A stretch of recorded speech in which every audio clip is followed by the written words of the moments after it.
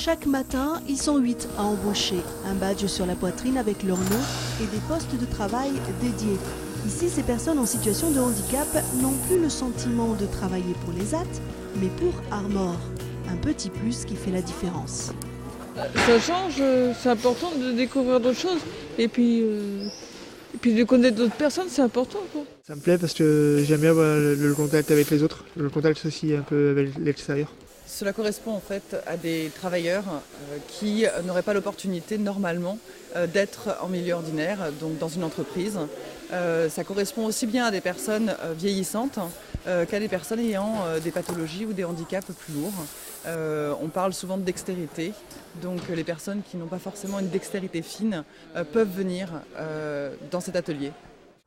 Pour réussir cette immersion dans l'entreprise, 2 années de dialogue et de tests ont été nécessaires. Les ingénieurs d'Armor ont levé une à une les difficultés.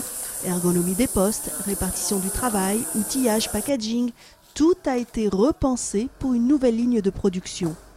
Donc pour faire simple, aujourd'hui sur des lignes Armor, on peut avoir 1 ou 2 salariés, voire 3 salariés. Et là, il fallait 8 personnes parce qu'il fallait qu'on dissocie toutes les étapes.